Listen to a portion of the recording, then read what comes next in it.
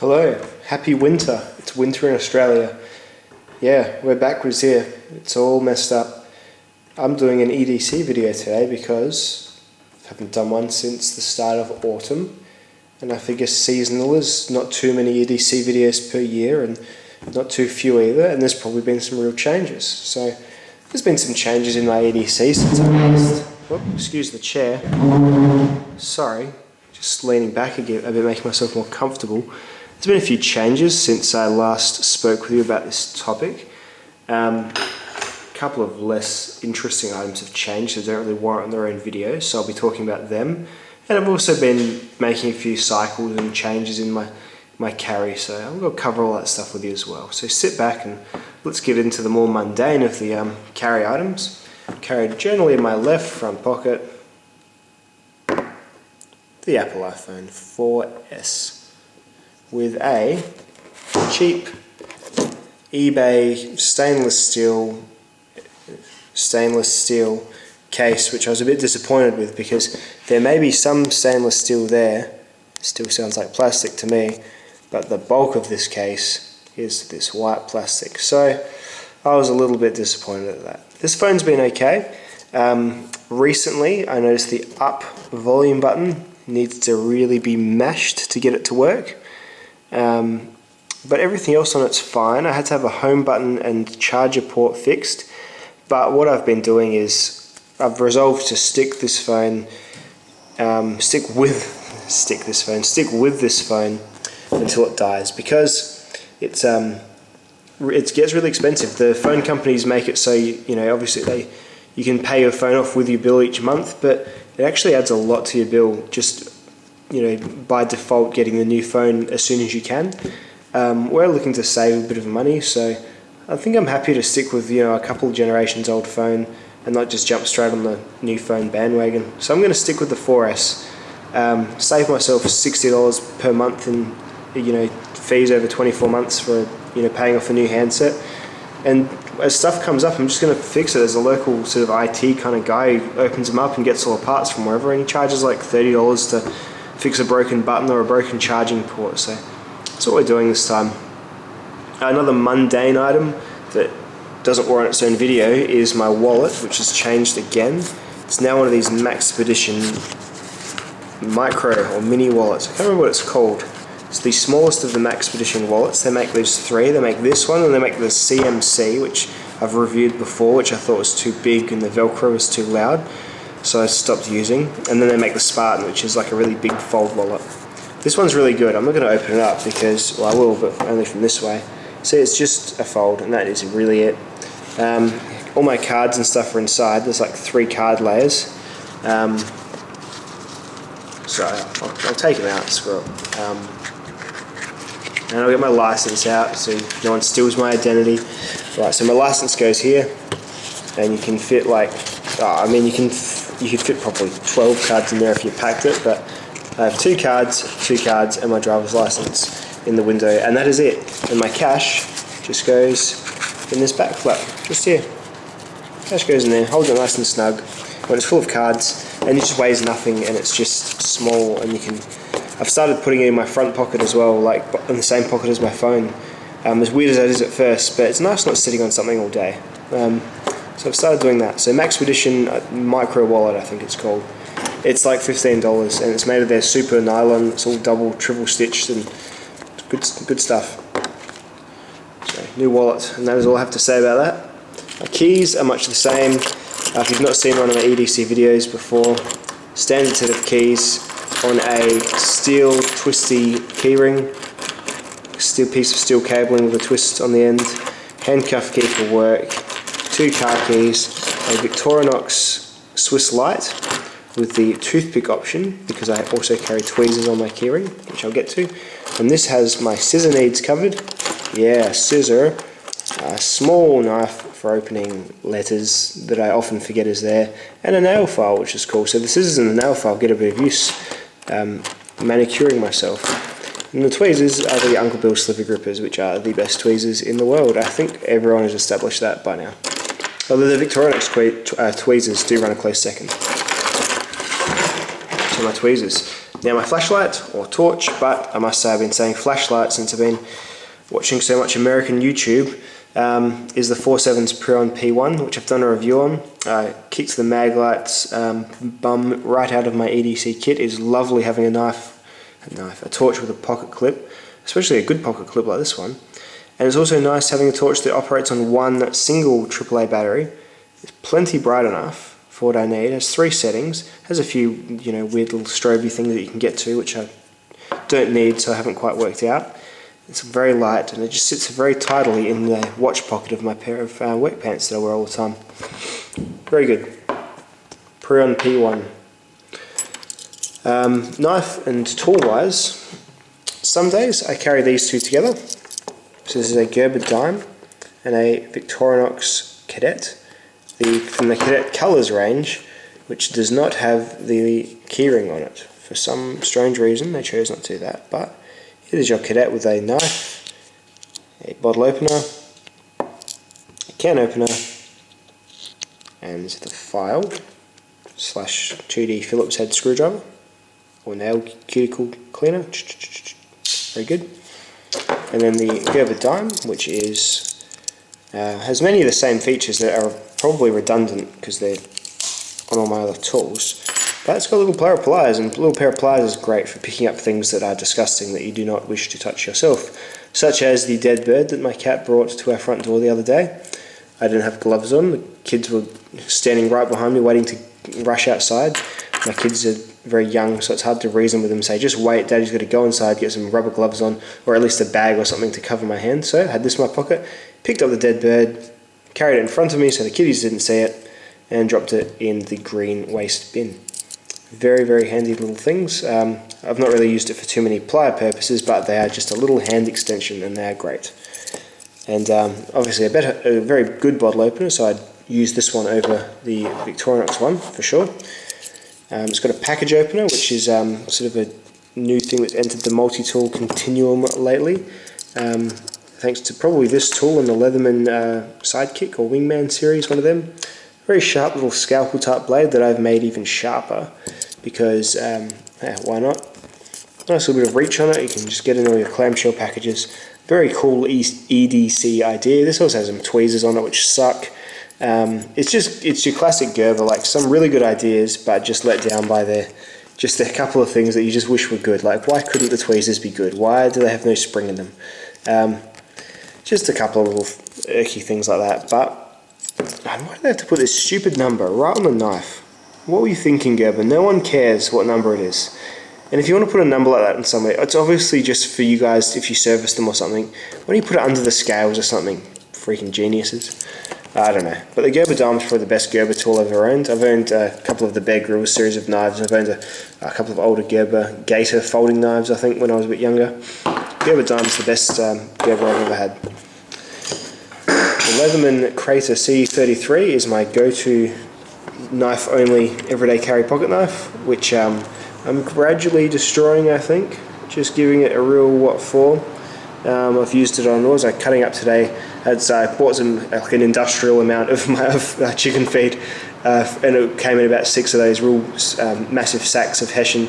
So cutting all those open, putting them into the huge garbage bins with the scoops just to chuck into the chicken's yard, smashing them with this knife. Really good knife still. It's very sharp, but the sharp doesn't last super long.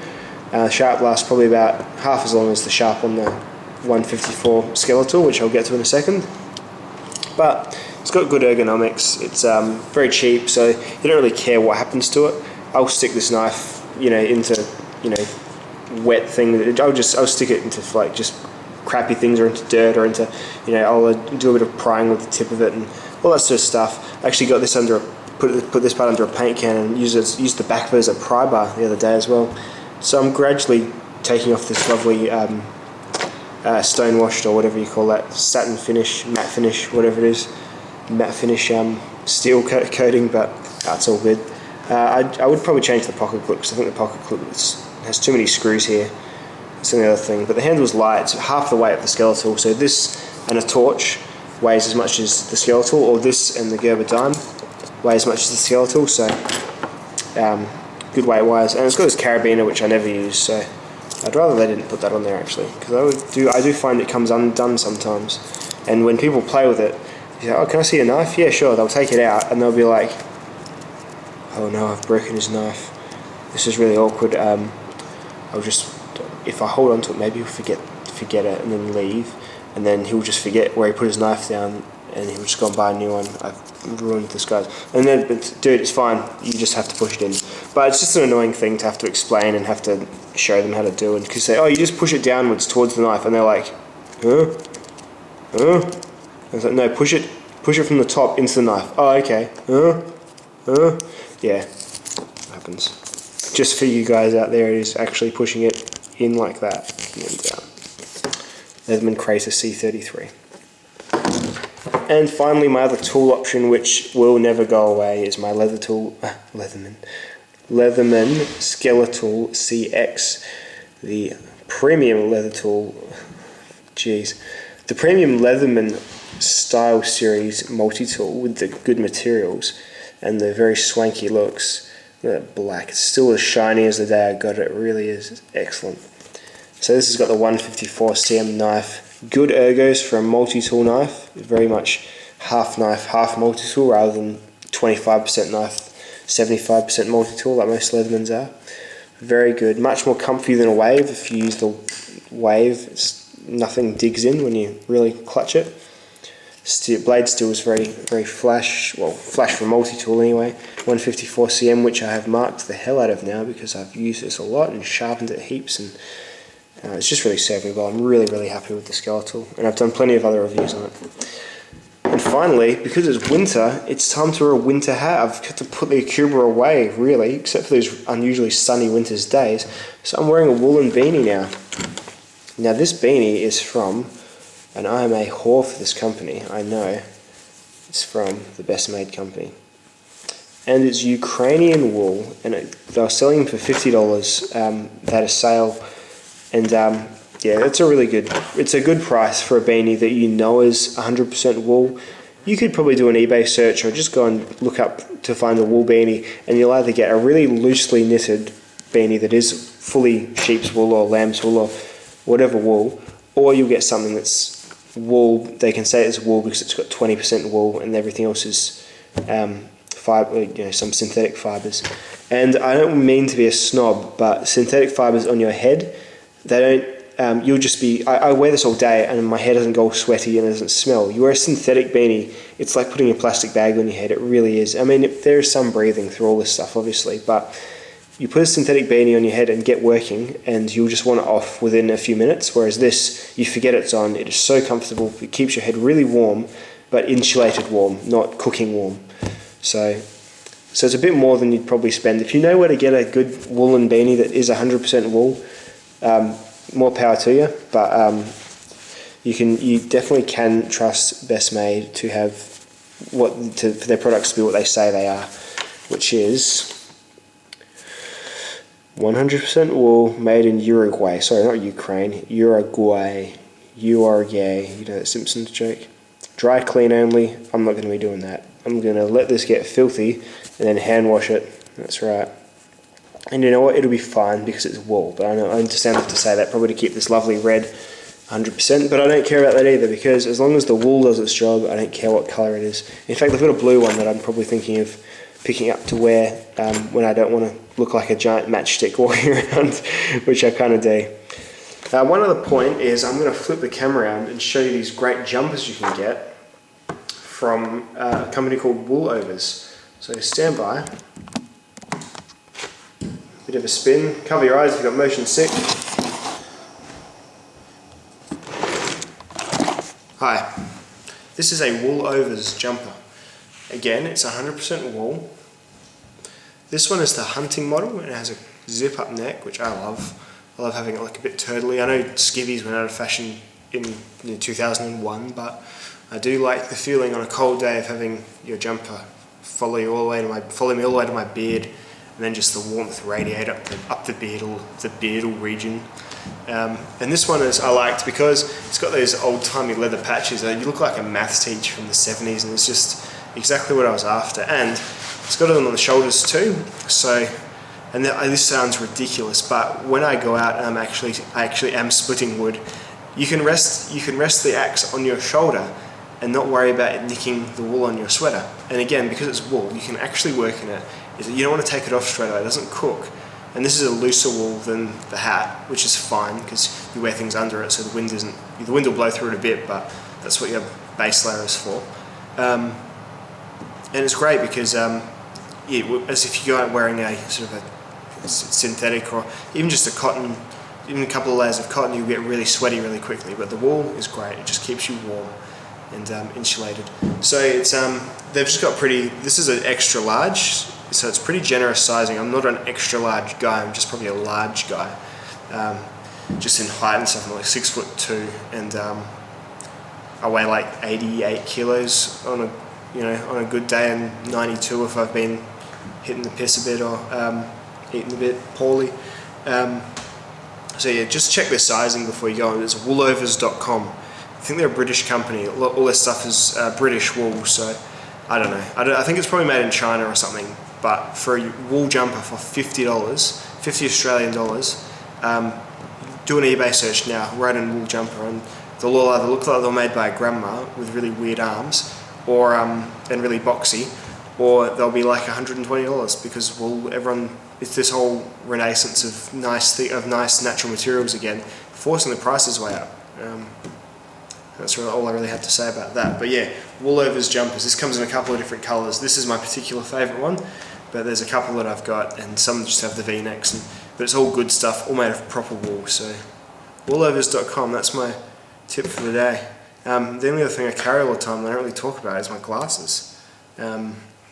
They help me see, because if I can't see, I can't do things very well. It's amazing that people lived until, what, 300 years ago, before mainstream glasses, 200 years, 100 years even, I don't know. And even then, they couldn't finely treat them as much as they do now. Imagine living your whole life, if you do have glasses, you'll understand, with just everything that was more than a metre away, blurry. Humans are amazing. We just fix our shit, don't we? We are so smart.